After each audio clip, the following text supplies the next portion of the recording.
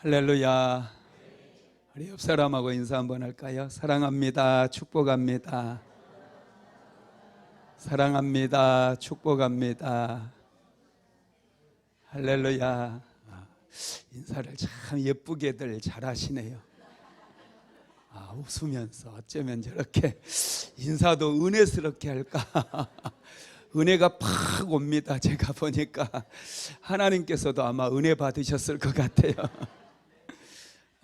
오늘은 은혜 시리즈 34번째 바라보는 것을 주시는 하나님의 은혜, 이런 제목의 말씀입니다. 하나님께서는 우리가 바라보는 것을 얻게 하십니다. 여러분, 믿음이라고 하는 게 한 단어로 하면 바라봄이에요. 바라봄. 믿음은 바라는 것들의 실상이라고 그랬잖아요. 믿음은 바라봄이다. 어느 대기업에서 입사 시험을 봤대요. 이제 한 예쁜 아가씨가 면접까지 오게 됐어요. 수명의 경쟁자들을 다 뚫고 이제 면접에 딱 왔는데 면접관이 그러더래요. 당신을 한 단어로 표현해 보세요. 여러분을 한 단어로 표현하면 뭐라고 표현하겠어요? 이 여자분이, 이 자매가 저는 잡초입니다 그러더래요. 왜죠? 그랬더니 뽑아주세요 그러더래요. 와, 야, 대박이다. 이렇게 크게 웃을 줄은 몰랐네. 내가 놀랬어. 한 정치인에게 물었대요. 당신을 한 단어로 표현하면 뭐라고 표현하겠습니까? 그랬더니 뭐라고 했을까요? 저는 초장입니다 그랬대요. 왜요? 그랬더니 찍어주세요. 할렐루야. 믿음은 여러분 바라보는 거예요. 하나님을 바라보는 거, 이게 믿음인 줄로 믿습니다. 아브라함은 이제 조카 롯과의 갈등이 생겨가지고 롯을 떠나 보냈어요. 네가 자하면 나는 우하겠고 내가 우하면 나는 자하겠다 그랬더니 조카 롯이 이렇게 보더니 아주 물이 많은 소알 땅을 보고 여호와의 동산 같고 애굽 땅과 같이 보이는 그 좋은 땅을 선택을 해서 아브라함을 떠나갔어요. 그런데 롯이 떠나고 나니 아브라함이 그렇게 허전한 거예요. 아브라함에게는 아들이 없잖아요. 조카 롯을 아들처럼 생각했거든요. 갈대아 우르에서 떠났을 때도 조카 롯이 함께했고, 하란에서 가나안 땅으로 출발을 했을 때도 조카 롯이 함께했고, 아브라함이 애굽으로 내려갔을 때도 조카 롯이 함께했어요. 그리고 다시 가나안 땅으로 돌아왔을 때 여전히 롯은 아브라함과 항상 함께했었어요. 그런데 두 사람의 종들이 갈등을 겪음으로 인해서 이제 둘이서 헤어지게 되고 조카 롯이 아브라함을 떠나게 되었어요. 조카 롯이 떠나가니 아브라함이 굉장히 허전한 거예요. 가족 중에 누군가가 안 보이면, 밥 먹을 때 안 보이면 허전하잖아요. 그죠? 안 허전한가 봐. 나만 그런 것 같아. 우리 애설이가 며칠 기도원 가서 금식하면서 기도하고 왔는데 아침에 같이 밥 먹는데 애설이가 안 보이는데 마음이 썰렁해지는 거예요. 허전해. 왜 이렇게 허전한가? 밥맛도 없고요. 애 하나가 없는데 밥맛이 없어요. 그래도 홍시까지 먹었습니다. 억지로 먹었어요. 근데 한 사람만 없어도 이상하게 허전한 거예요. 늘 같이 했던 사람들. 한 사람만 안 보여도 허전해요. 아브라함이 롯이 떠난 다음에 이렇게 허전했어요. 마음도 서운하고. 바로 그때 하나님께서 아브라함을 찾아오셨어요. 한번 읽어볼까요? 14절, 창세기 13장 14절 시작. 롯이 아브라함을 떠난 후에 여호와께서 아브라함에게 이르시되 너는 눈을 들어 너 있는 곳에서 북쪽과 남쪽 그리고 동쪽과 서쪽을 바라보라. 아멘. 롯이 아브라함을 떠난 후에 이렇게 성경에서 표현을 하고 있어요. 롯이 아브라함을 떠나고 난 다음에 아브라함이 허전했다는 거예요. 뭔가 좀 허전하고, 그 느낌 아시죠? 느낌을 잘 모르는 것 같아. 이분들은 우체. 그 느낌이 있잖아요, 그죠? 허전한 느낌.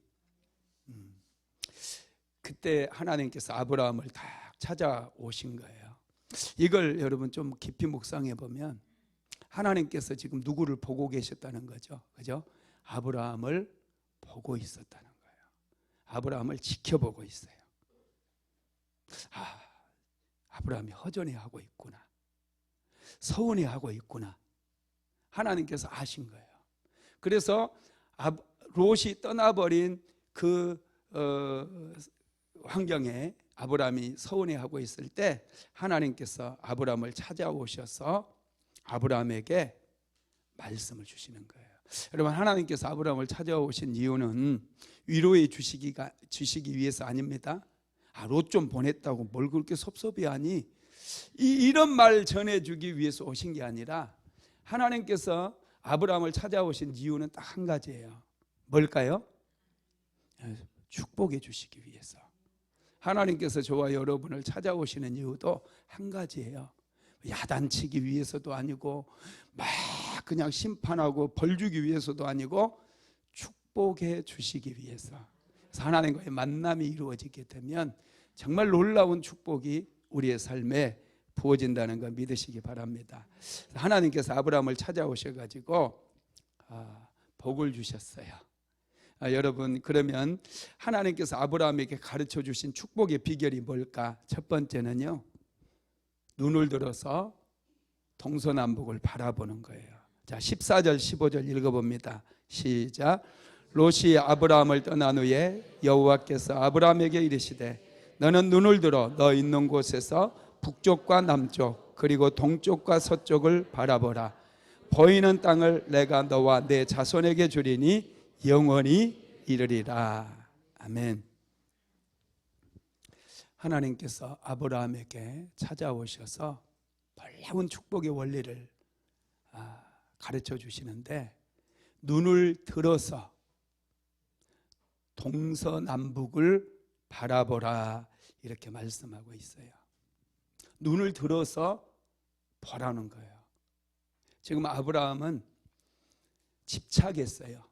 조카 롯에게 집착했고 아내 사라에게 집착했고 자기가 가진 물질에 집착했습니다.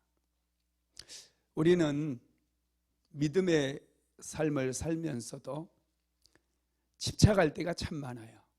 남편에게 집착하고 또 내가 가진 소유물에 집착하고, 여러분 자녀에게 집착하는 분도 많죠.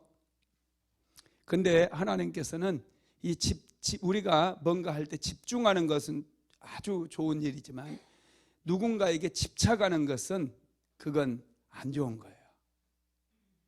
그래서 하나님께서 아브라함에게, 롯에게 집착해 있었던 아브라함에게 너는 눈을 들어 좀 넓게 보라는 거예요. 동서남북을 보라는 얘기는 좀 시야를 넓히라, 그런 말씀입니다. 여러분, 믿음은 바라보는 거예요. 하나님께서 주실 은혜를 바라보고 축복을 바라보고 약속을 바라보는 것입니다. 하나님께서 아브라함에게 분명히 약속을 하셨잖아요. 창세기 12장, 지난주에 우리가 말씀을 나눴을 때 너는 본토 친척 아비 집을 떠나 내가 내게 지시할 땅으로 가라 이렇게 말씀하셨어요. 그러면서 내가 너로 큰 민족을 이루게 하고, 그죠? 너는 복의 근원이 될 것이다, 이런 말씀을 주셨거든요. 하나님께서 약속을 주실 때 이 약속이 현실에 실제로 이루어지기까지는 몇 가지의 과정이 있어요. 한 4가지 과정이 있는데, 약속이 현실이 되어지는 과정은 첫 번째로요, 하나님의 백성으로 부르심이에요. 먼저 하나님은 우리를 부르셔요. 그래서 금요 성령 집회에 나오게 하셔요. 이곳에서 약속의 말씀을 붙들고 하나님께 기도하게 하시는 거예요. 하나님께서는 이렇게 부르심이 먼저고요. 두 번째는 바라보게 만들어요. 꿈을 꾸게 만들어요. 여러분, 바라보시기 바랍니다.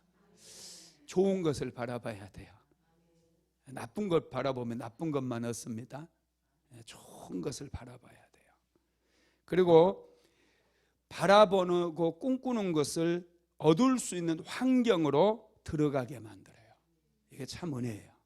환경을, 여러분, 그래서 큰 꿈을 꾸고 또 비전이 있는 사람들은요, 하나님께서 그 환경으로 집어넣어요. 그래서 그 환경 속에서 훈련을 시키고 연단을 시킵니다. 그래서 그것을 얻어도 죄 짓지 않고, 그것을 얻어도 흔들리지 아니하도록 하나님께서 그렇게 단련시킨다는 거예요.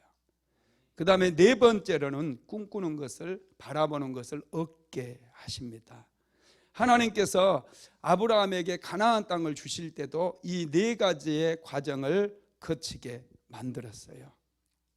여러분, 그래서 먼저는 우리가 하나님께 부르심을 받았잖아요. 다 예수 믿은 거 부르심이에요. 그러면 우리는 바라보는 훈련이 필요해요. 하나님께서 어떤 은혜를 주시면 좋겠어요? 어떤 축복을 주셨으면 좋겠어요? 아픈 분들은 병이 고침받는 거, 그죠? 그걸 바라봐야 돼요. 하나님께서, 예수님께서 피 묻은 손으로 나의 머리에 안수하심으로 내 모든 병이 치유되어지는 것을 자꾸 바라보고 선포하고 기도하는 거예요. 그러면 이런 은혜, 강력한 기름 부음이 있는 예배 가운데로 하나님께서 이끌어 주셔가지고 이 예배를 통해서 질병이 치유되고 암세포가 흔적도 없이 사라지게 만들어 주신다는 것입니다. 여러분, 그래서 아브라함에게 하나님께서는 먼저 바라보라고 그랬어요. 이제 복을 본격적으로 아브라함에게 주시기 위해서 너는 동쪽과 서쪽, 남쪽과 북쪽을 바라보아라 그랬어요. 어떤 은혜를 받고 싶은지, 어떤 축복을 받고 싶은지 여러분 먼저 바라봐야 돼요. 목표를 정하라는 거예요. 꿈을 꾸라는 거예요. 할렐루야. 여러분, 아브라함만 바라본 게 아닙니다. 조카 롯도 바라보았고 그 바라본 것을 얻게 되었어요. 롯이 어디를 바라보았다고 그랬죠? 요단 들녘을 바라보았다고 그랬어요. 한번 읽어볼까요? 창세기 13장 10절에서 13절 시작. 이에 롯이 눈을 들어 요단 지역을 바라본즉 소알까지 온 땅에 물이 넉넉하니 여호와께서 소돔과 고모라를 멸하시기 전이었으므로 여호와의 동산 같고 애굽 땅과 같았더라. 그러므로 롯이 요단 온 지역을 택하고 동으로 옮기니 그들이 서로 떠난지라. 아브라함은 가나안 땅에 거주하였고 롯은 그 지역의 도시들에 머무르며 그 장막을 옮겨 소돔까지 이르렀더라. 소돔 사람은 여호와 앞에 악하며 큰 죄인이었더라. 아멘. 롯은 요단 들녘을 바라보았어요.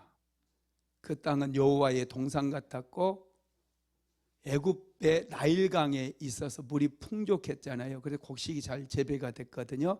그런 애굽 땅과 같아 보였어요. 그래서 롯은 그가 바라본 땅으로 가게 되었고 롯은 그곳에서 살게 됩니다. 그런데 롯이 갔던 곳이 어디예요? 소돔과 고모라였어요. 가장 악인들이 많이 살고 있었고 하나님의 심판을 받을 수밖에 없었던 그런 소돔과 고모라 땅으로 가게 되었다는 거예요. 자기 눈에 좋은 대로만 봐서 그래요.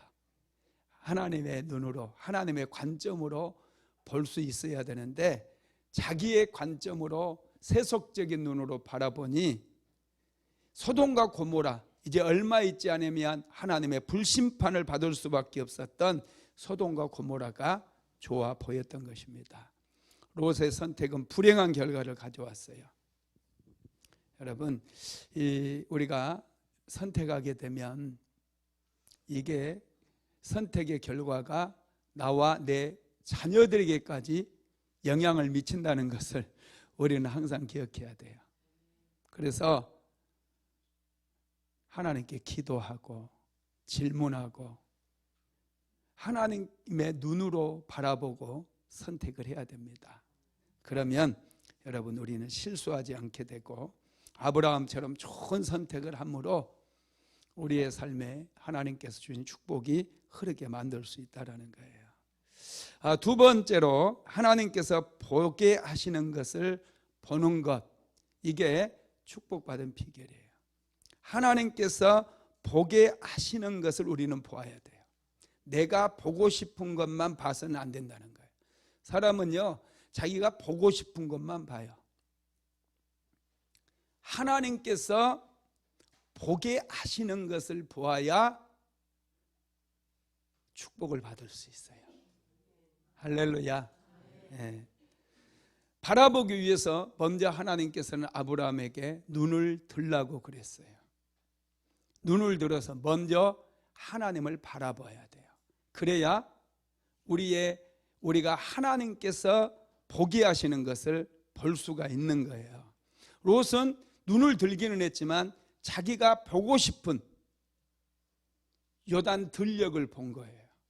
그래서 그곳으로 가서 결국에는 망하는 그런 인생이 되었다는 것이죠.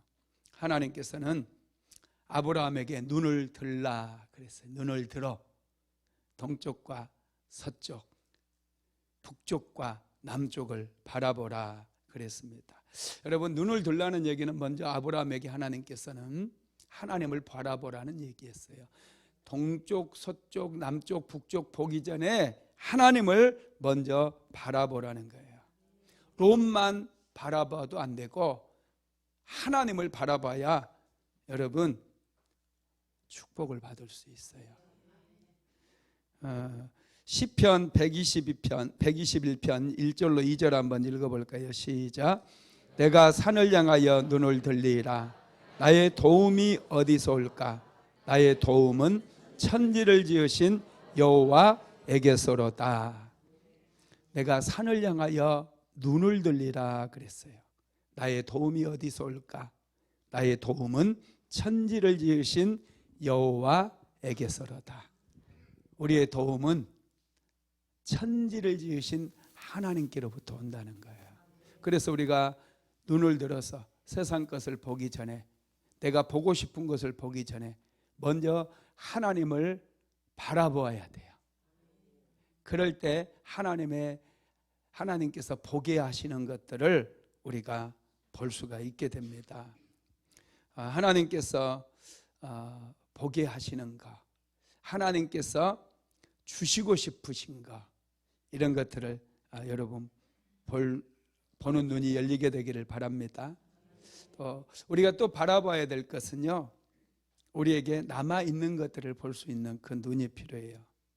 잃어버린 것, 떠나버린 것, 그것 때문에 너무 슬퍼하고 너무 아파하게 되면 인생이 굉장히 힘들어집니다.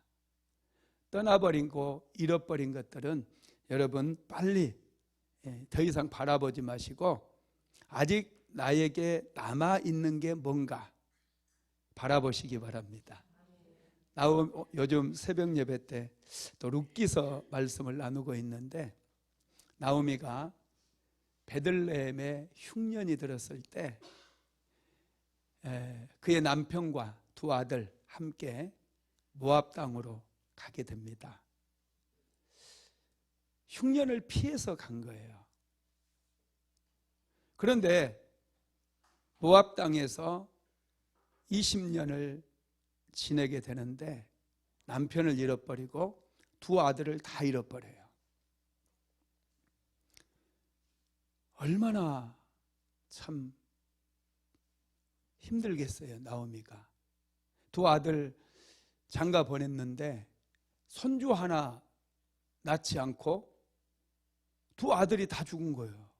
그래서 새 과부집이 거기서 시작이에요. 그때 베들레헴에서 좋은 소식이 들려와요. 여호와께서 베들레헴에 찾아오셨다는 거예요. 거기 여호와께서 룻기서에서는 여호와께서 베들레헴에 은혜를 베풀어 주신 걸로 나와요. 그래서 흉년이 끝나고 그들에게 풍년이 들어서 양식이 많아졌다는 그런 소문이 들리거든요. 그게 원어로 보면은 여호와께서 베들레헴을 방문하셨다는 뜻이에요. 신방 오셨다는 거예요. 그 소문을 들으니까 하나님께서 베들레헴에 신방으로 왔는데 베들레헴에 엄청난 복이 임한 거죠. 그래서 다시 나오미가 하나님을 바라봅니다. 그 소문을 듣자마자 나도 베들레헴으로 가야 되겠다. 그러면 하나님께서 나에게 은혜를 주실 것이다. 그래서 며느리를 불러서 너희들은 친정으로 돌아가라.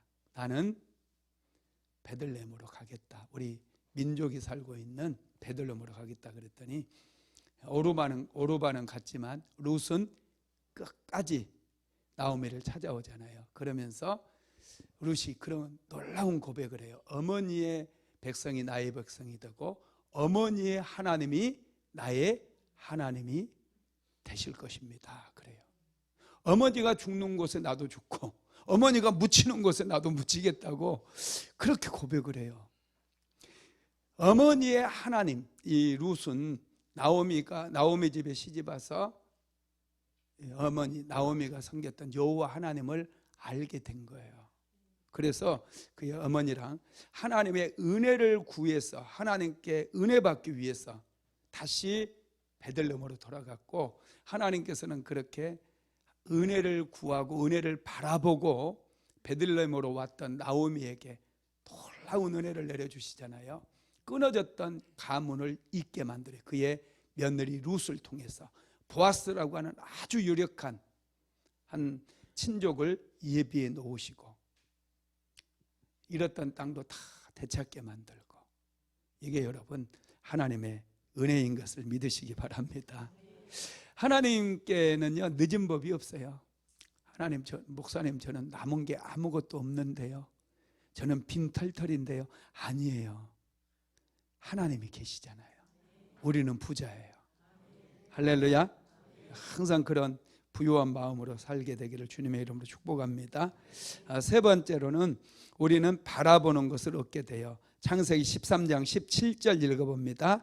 너는 일어나 그 땅을 종과 행으로 두루 다녀보라. 내가 그것을 내게 주리라. 아멘. 이제 하나님께서 바라보게 하시고 일어나 그 땅을 종과 행으로 두루 다녀보라. 내가 그것을 내게 주리라 그랬어요. 너는 일어나 그 땅을 밟으라는 거예요. 내가 밟는 땅을 너와 내 자손에게 다 주겠다라고 약속을 하신 거예요. 발바닥으로 밟아야 돼요. 하나님께서 뭔가 여러분에게 비전을 주시고 꿈을 주시잖아요. 그 꿈을 이루기 위해서 열심히 일해야 돼요. 열심히 살아야 돼요. 기도만 하면 다 주시는 거 아닌가요? 이렇게 할 수 있는데 아브라함이 기도만 했어야지요. 그러면 그죠? 보이는 땅 하나님 쭉 지평선까지 내가 다 봤거든요. 다 봤어요. 제가 다 봤으니까 저거 내 거. 근데 여러분 가나안 사람들이 다 살고 있었어요.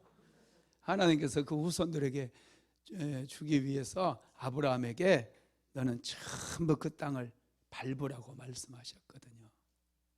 열심히 살아야 돼요. 아브라함이 얼마나 그 후손들을 위해서 그날 이후로 막 밟고 다녔겠어요.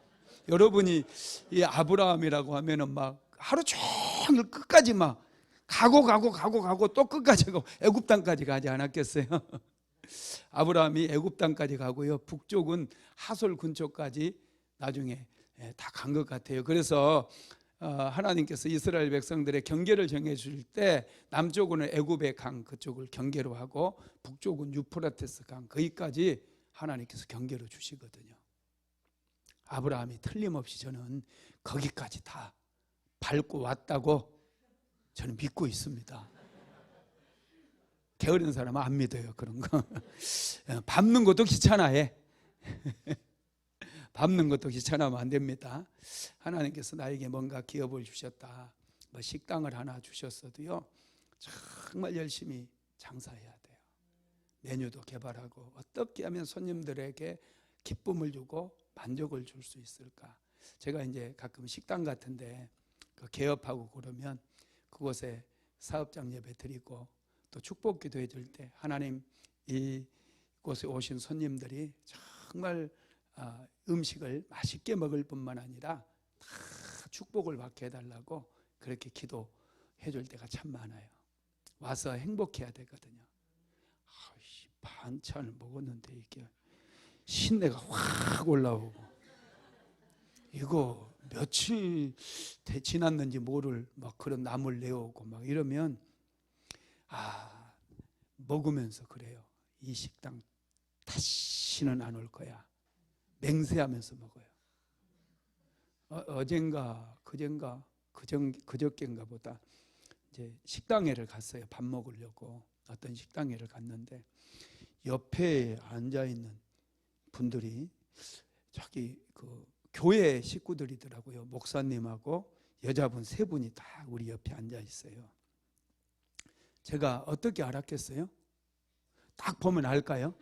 오, 저분 목사님이고 저분 권사님들이네. 딱 보면 알까요? 어떻게 알았을까요? 자기들이 다 얘기해요. 목사님요? 그러면 얼마나 자기들 막 목사님이고 권사님 하면서요, 이 목사님한테는 얼마나 소원 공예했는지 몰라. 얼마나 쉬지 않고 모탈을 다루는 것 같아. 막 다른 사람은 자기들이 하는 얘기가 바로 옆에 앉았는데도 안 들리는 걸로 생각하는 거예요. 얼마나 시끄럽게 떠들든지. 내가 그래서 우리도 7명이나 갔거든요. 우리 조용히 먹었어요. 그러면서 원효 목사님한테, 목사님 다시는 이 식당 오지 말자 그랬어요. 좀 들으라고. 시끄러워서 밥이 코로 들어가는지 입으로 들어가는지 잘 모르겠다. 쉬지 않고 떠들어대는 거. 나는 밥 먹을 때 돗대기 시장 같은 데서 먹는 거 참 싫어하거든요. 좀 조용한 데서 편안하게 먹어야지 소화도 잘 되고 그러지. 정신이 없었어요. 다시는 안 가. 전에 내가 시그니엘보다 맛있다고 했던 거 취소. 하여튼 그 집은 이제 그 손님들이 너무 수준이 낮아가지고 우리도 낮아질 것 같아요. 갔다가는. 하나님께서는 이렇게 뭔가 우리가 맡겨진 거 열심히 하기를 원하거든요. 식당을 하나를 해도 제대로 하기를 원해요. 그게 여러분 밟는 거예요. 동쪽과 서쪽, 남쪽과 북쪽 다 밟는 거예요. 성실하게 살아야지 하나님께서 복을 주신다는 것입니다. 이렇게 하나님께서 우리가 바라보는 것을 또 얻게 하시는데, 얻게 하실 때 다 다녀보게, 실제로 발로 밟을 때 주시는 거예요. 여러분 신기해요. 모세는 하나님께서 애굽의 궁궐에서 어디로 보내셔요? 광야로 보내죠. 살인죄를 범하고 광야로 보내서 광야를 보게 만들거든요. 광야를 보게 만들어요. 그래서 모세는 이스라엘 백성들을 출애굽시켜가지고 광야를 통과하는데 이스라엘 백성들이 무지 모세를 힘들게 하잖아요. 틈만 나면 원망하고 불평하고 하나님을 원망하고 모세를 원망하고. 그런데 모세가 정말 잘 견디죠. 그죠? 모세는 광야를 보았기 때문에 잘 견뎌요. 그리고 모세는 가나안 땅에 들어가요? 못 들어가요? 못 들어가요. 여호수아는 근데 신기하게 여호수아는 가나안 땅에 정탐꾼으로 가서 가나안 땅을 보고 옵니다. 그죠? 갈렙도 가나안 땅을 보고 와요. 그래서 나중에 모세의 후계자가 돼서 여호수아가 모세의 후계자가 돼서 가나안 땅을 들어가게 됩니다. 누가요? 여호수아가. 하나님께서는 먼저 보게 하셔요. 본 것을 얻게 만드셔요. 여러분들도 세상 사람들이 볼 수 없는 것을 볼 수 있어야 돼요. 그래야 이런 금요 성령 집회에 나와서 하나님께 열심히 기도해서 영적인 축복이 먼저구나 이걸 깨닫는 거예요. 여러분 아무리 수고해도 안 돼요. 제가 해봤어요. 정말 열심히 살았거든요. 우리 사모도 정말 열심히 살았고 열심히 공부했고 그랬는데 세상에 약국에서 망했다니까요. 나 약국에서 망하고 나서 큰 깨달음을 얻었어요. 사모가 약국에서 망했어요. 야, 진짜 망했다니까요. 안 믿어지죠, 그죠? 요즘 우리나라 가는 애들, 대학 가는 애들이요, 공부 제일 잘하는 애들이 의대, 약대예요. 의대, 약대. 공부 제일 잘하는 애들 의대 가고요. 그 다음에 약대를 가요. 잘 모르시나 보네. 왜 공부 잘하는 애들이 의사가 되고 약사가 되려고 그래요? 좀 안정되고 어디에 해도 좀 잘 되니까, 먹고 살만 하니까 그거 하려고 그러잖아요. 미국에는 안 그렇거든요. 미국은요, 공대가 연봉이 제일 세요. 공대 졸업하면 공대가 제일 세요. 브라운 공대, MIT 공대 막 이런데 엄청 셉니다. 공대 떨어진 애들이 의대 가고요, 또 로스쿨 가고 그래요. 미국은 원래 그렇습니다. 그러니까 우리나라도 좀 그러면 좋은데, 우리나라는 하도 좀 못 살고 가난했던 그런 삶을 우리 부모 세대에 살다 보니 어떻게 해서든지 조금 그렇게 많이 안 벌어도 되니 그냥 좀 안정되게 남부럽지 않게 좀 살게, 자녀들은 그렇게 살았으면 그런 바람으로 의사 만들려고 그러고 약사를 만들려고 그래요. 그러니 여러분 그렇게 이제 약사가 돼서 약국을 차렸는데 세상이 망했다니까요. 그렇게 사람들이 지금 가려고 막 눈을 벌겋게 뜨고 막 공부하고, 애들도 막 수학 문제 풀고 영어 단어 외우고 막 그렇게 해가지고, 약대 또 얼마나 6년제잖아요. 6년 동안 그렇게 공부하고. 근데 사모는 4년만 공부했지만 약국에서 망했다니까요. 사모가 얼마나 애를 쓰고 힘을 쓰고 어떻게 해서든지 그 돈을 좀 벌어보려고 노력도 많이 하고 밤 10시까지 막 그 약국 문 열고 일하고 그랬는데, 아침 8시부터 그랬는데 뭐 했다고요? 망했어요. 얼마나 슬퍼요. 그죠? 그때 이제 깨달은 게 있어요. 사람의 힘으로 안 되는구나. 그래서 하나님께 기도하기 시작했어요. 하나님 은혜 베풀어 달라고. 사모랑 둘이서 계속 영적인 세계에서 먼저 하나님께 복을 받아야 눈에 보이는 현실 세계에서 일이 풀어지고 뭘 해도 되는 인생이 된다는 것을 배운 거예요. 배운 거. 그래서 지금은 이제 잘 돼요. 뭘 해도 좀 되는 것 같아요. 영적인 영역에서 먼저 복을 받으니, 여러분들의 생애도 영적인 영역에서 먼저 복을 받아야 돼요. 이 비밀을 아니까 금요 성령 집회 나와서 하나님께 예배하는 줄로 믿습니다. 하나님께 예배하고 하나님께 기도하고 하나님을 마음껏 찬양하고 막 손을 들고 춤추면서 하나님을 경배하고 그러잖아요. 이런 것들이 전부 여러분들은 잘 느끼지를 못해도요, 영적인 세계가 막 뒤집어지고 있는 거예요. 바뀌고 있는 거예요. 복이 막 임한다니까요. 그래서 이제 좀만 지나도 마음먹은 대로, 자녀들이 꿈꾸는 대로 막 그 꿈을 성취하고, 여러분들의 남편이 막 마음먹은 일들이 잘 풀려져 나가고 이런 일들이 실제로 일어나게 될 줄로 믿습니다. 예. 하나님께서는 이렇게 여호수아는 가나안 땅을 보게 하셨어요. 모세는 광야를 보게 만들었어요. 그래서 모세는 광야 40년을 이스라엘 백성들을 인도했고 여호수아는 가나안 땅을 보았기 때문에 가나안 땅으로 들어가서 이스라엘 백성들을 이끌어서 가나안 땅을 차지할 수 있도록 그렇게 했다라는 것입니다. 참 이게 여러분 놀라운 거예요. 하나님은 먼저 보게 하신다는 것을 믿으시기 바랍니다. 먼저 믿음의 눈으로 보아야 돼요. 영적인 세계도 보아야 돼요. 나의 지금 현재 상황이 내가 참 이게 눌려 있구나. 우리 가정이 다 이게 눈에 보이지는 않지만 뭔가 어둠의 영들에게 갇혀 있구나, 잡혀 있구나. 이런 것들을 볼 수 있어야 돼요. 그걸 볼 때 이제 하나님께 구하고 은혜를 구하고 또 남편도 축복하고 아내도 축복하고 자녀도 축복하면서 기도할 수 있게 되고요. 우리가 그 보는 것들을 바꿀 수 있고 얻을 수 있다라는 것을 믿게 되기를 바랍니다. 이스라엘 백성들이 400년 동안 종살이를 하고 이제 모세가 그들을 이끌어 가지고 홍해 바다 앞으로 데리고 나오잖아요.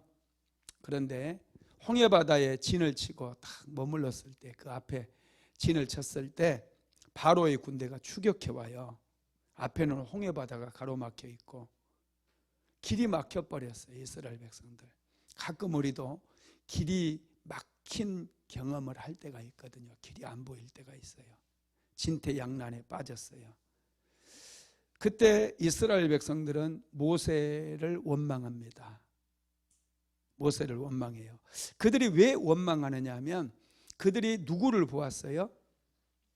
홍해 바다를 먼저 보았고 그 다음에 애굽의 군대를 보았어요.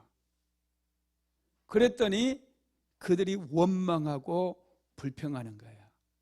문제를 먼저 보게 되면요, 우리 입에서 두려움이, 우리 안에 두려움이 찾아오게 돼서 우리 입에서 원망과 불평이 막 터져 나와요. 모세는 하나님을 바라보았거든요. 그래서 하나님께 기도했어요. 그랬더니 바다에 길을 내버려요. 신기하죠? 바라보는 거에 따라서 반응이 완전히 달라요. 모세는 애굽의 군대가 오는 거, 앞에 홍해바다가 막고 있는 거, 그것을 바라보고 그것을 뚫어지게 묵상한 게 아니에요. 하나님을 바라보았어요. 아무리 진퇴양난이라 할지라도 동서남북 사방으로 우겨쌈을 당한 것 같은 그런 상황인 것 같아도 모세는 하나님을 바라보았고 하나님께 기도했어요. 그랬더니 하나님께서는 홍해바다 사이에 길을 만들어 버리고 이스라엘 백성들로 그곳을 통과하게 만들었다는 거예요. 반면에 여러분, 이스라엘 백성들은 애굽의 군대를 바라봅니다. 출애굽기 14장 10절 한번 읽어봅니다. 시작. 바로가 가까이 올 때에 이스라엘 자손이 눈을 들어 본즉 애굽 사람들이 자기들 뒤에 이른지라 이스라엘 자손이 심히 두려워하여 여호와께 부르짖고. 아멘. 바로가 가까이 올 때 눈을 들어서 애굽 사람들을 보았다는, 애굽의 군대를 보니 그들 안에 심히 두려운 마음이 찾아왔어요. 그래서 처음에는 그 두려움 때문에 하나님께 부르짖다가 나중에는 계속 부르짖어야 되는데 잠깐 부르짖다가 그냥 모세 어디 있어, 모세 어디 있어 막 그러면서 애굽에 매장지가 없어가지고 우리를 이곳에 데리고 와서 다 죽게 하느냐 막 원망 불평해요.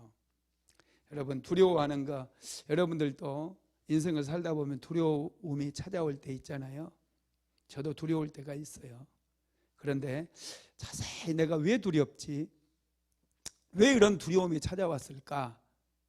생각을 하면서 내가 왜 지금 이렇게 두려운가 잠잠히 생각하면은요, 바라보는 대상을 잘못 선택했더라고요. 세상을 바라보고 있어요. 세상에 잘못된 것들을 바라보고 있어요. 어떤 상황에서도 하나님을 바라보아야 되거든요. 하나님을 바라보면 얼마든지 우리는 현재 어려운 문제들, 고난들 다 극복할 수 있다라는 거예요. 여자분들도요, 상한 갈대 같은 남편 바라보게 되면 속 터져요. 원망, 불평이 막 터져 나와요. 사람은 바라봄의 대상이 아닙니다. 섬김의 대상이에요. 모세는 하나님을 바라보았기 때문에 이스라엘 백성들에게 하나님을 바라보라고 그래요. 자, 출애굽기 14장 13절 한번 읽어봅시다. 시작. 모세가 백성에게 이르되 너희는 두려워하지 말고 가만히 있어서 여호와께서 오늘 너희를 위하여 행하시는 구원을 보라. 너희가 오늘 본 애굽 사람을 영원히 다시 보지 아니하리라. 아멘. 두려워하지 말고, 너희는 두려워하지 말고 가만히 서서 여호와께서 오늘 너희를 위하여 행하시는 구원을 보라. 하나님께서 어떻게 일하시는지 그 하나님을 바라보라는 거예요. 저와 여러분이 인생을 살아갈 때도 많은 문제들이 찾아와요. 우리 힘으로 풀 수 없는 그런 문제들이 찾아와요. 너무 당황하지 마세요. 막 여기저기 전화하고 막 어떻게 막 하고 방방 뛰고 막 그렇게 하지 마시고 좀 문제로부터 한 걸음 딱 떨어져서 잠잠히 하나님을 바라보셔요. 하나님께 기도하시면 돼요. 하나님께서 어떻게 일하시는지 그것을 보라고 말씀하고 있어요. 급할수록 멈추고 서서 가만히 하나님을 바라보는 이 신앙의 태도가 얼마나 중요한지 모릅니다. 모세는 위기의 순간에 하나님을 바라보았어요. 믿음의 눈으로 하나님을 바라보았어요. 이스라엘 백성들에게도 너희들은 가만히 있어서 오늘 너희를 구원하시는 하나님의 역사를 바라보라, 이렇게 말씀을 하고 있습니다. 바라보면 기적이 일어나요. 하나님 바라보고 하나님께 구하게 되면 하나님께서는 없는 것도 있게 하셔요. 홍해바다에 길이 있을 줄 어떻게 알았겠습니까? 없었잖아요. 그런데 그 길을, 새로운 길, 인류 역사상 최초로 홍해바다로 길을 만드신 거예요. 제가 전에 말씀드렸잖아요. 이 홍해바다가 갈라질 때 모세 앞에서 갈라진 게 아니라 저쪽 바다 끝에서 엄청난 동풍이 불어왔다고 그랬잖아요. 사막이거든요. 바다 끝에는. 그 사막에서 엄청난 동풍이, 모래폭풍이 일어나가지고 바다를 쫙 가른 다음에 그 모래를 싣고 와서 바닥을 쫙 깔아버린 거예요. 야, 이게 하나님의 역사예요. 이스라엘 백성들이 물 거기 진창으로 지나간 게 아니라 사막에 모래를 깔아가지고 하나님께서 마른 땅으로 지나가게 했다고 그랬잖아요. 성경에 마른 땅으로 모래를 깔아주신 거예요. 이게 정말 놀랍습니다. 제가 읽었던 책 중에 유태영 박사님이 쓴 책, 꿈꾸는 사람이 되고 싶다, 그런 책인가, 그런 제목인데요. 이분 책을 보니까 참 유태영 박사님 정말 대단한 믿음의 사람이더라고요. 이분이 전라북도 임실에서 태어났는데 집이 너무 가난했어요. 아버지가 머슴살이를 했습니다. 형제들은 8남매가 돼서 먹고 사는 것도 힘들었대요. 이분이 초등학교 다닐 때 그 시골에 교회가 하나 생겼답니다. 그래서 매일 교회에 가게 되었고 또 말씀도 배우고 그게 너무 좋았대요. 목사님이 애들한테 앉혀놓고 하나님은 좋으신 하나님이다. 하나님이 너희들을 너무너무 사랑하신단다. 사랑의 하나님이 너희들이 기도하는 거 하나도 놓치지 않고 다 듣고 계시고 반드시 응답해 주신단다. 이렇게 가르친 거예요. 그 믿음이 싹 들어왔대요. 초등학교 때. 그래서 초등학교 5학년 때부터 새벽 기도에 나갔대요. 와, 대단하죠. 우리는 5학년, 지금 우리 집에는 대학교도 졸업한 애들이 있는데 새벽 기도를 안 나가. 할렐루야. 우리 집뿐만 아니라 예. 하여튼 이분이 새벽 5학년 때부터 새벽 기도를 나가서 하나님께 계속 기도했대요. 공부하게 해달라고. 집이 너무 가난해서 초등학교만 졸업을 했거든요. 중학교를 못 가요.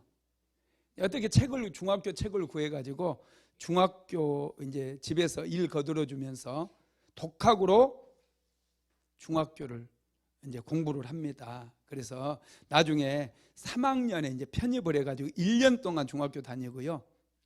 고등학교 입학하기 위해서 다니고 싶어가지고 이분이 서울로 그냥 무작정 상경을 합니다.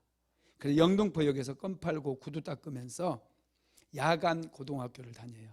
쓰레기통에서 곰팡이 핀 그런 빵을 주워 먹고 미군 부대에서 버린 음식물 쓰레기 가져다가 꿀꿀이죽 만들어갖고 먹으면서 매일 또 그 서울에 올라왔을 때도 새벽에 나가서 하나님께 기도했대요. 하루는 어떤 분 구두를 닦는데 우연히 유학에 대해서 얘기를 하더래요.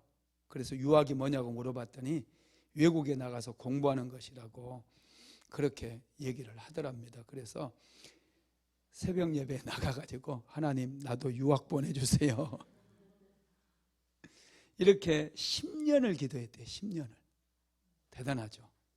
10년을 기도하고 났더니 구체적인 계획이 생기더라는 거예요. 그래서 유학을 이제 위해서 그러면은 무엇을 공부해야 할까 이렇게 생각을 하게 됐고요. 하나님 제가 무엇을 공부해야 될까 질문했더니 가난한 농촌을 잘 살게 해라 그런 말씀을 주셔서 그러면 당시에 유태영 박사님 어린 시절 이제 대학 다니고 그럴 때였는데 최고의 농업 국가가 어딘가 봤더니 덴마크더래요. 덴마크. 그래서 덴마크로 가서 공부를 하자 이런 마음을 품고 기도를 한 거예요. 유태영 박사님이 직접 쓴 글 한번 같이 읽어봅시다. 나는 항상 긍정을 선택한다라고 하는 책인데요. 한번 쭉 같이 한번 읽어볼까요? 시작. 이미 나의 마음은 바라봄의 법칙에 따라 덴마크에 가 있었다. 어떻게 유학을 갈 것인가에 대해서는 전혀 걱정이 되지 않았다. 열심히 기도하며 한국의 농촌 문제를 집중적으로 연구했다. 한국의 농촌 현실과 함께 나의 농촌 사랑을 피력한 다음 덴마크에 가서 공부하고 싶다는 내용의 편지를 영어로 완성시켰다. 그러나 누구에게 어떻게 보내야 할 것인지가 문제였다. 하나님, 나는 배경도 없고 돈도 없습니다. 유일한 배경은 하나님이시며 지도교수는 바로 주님이시오니 길을 가르쳐 주십시오. 기도하던 중에 가장 높은 사람에게 보내라는 확신이 들었다. 가장 높은 사람이 왕인지 대통령인지 몰랐기 때문에 도서관에 가서 확인한 다음 편지 겉봉에 이렇게 썼다. 프레드릭 9세 국왕 코펜하겐 덴마크. 이것이 하나님의 뜻이라면 반드시 좋은 소식이 있을 것이다. 나는 이를 위해 13년 동안이나 하나님께 기도를 드려왔다. 하나님은 전지전능하신 분이시기 때문에 불가능이 없다. 40일쯤 지나서 편지 한 통이 날아들었다. 그것은 바로 덴마크 국왕 보좌관으로부터 온 것이다. 며칠 후에는 덴마크 외무성으로부터 편지가 왔다. 왕복 비행기표까지 동봉되어 있었다.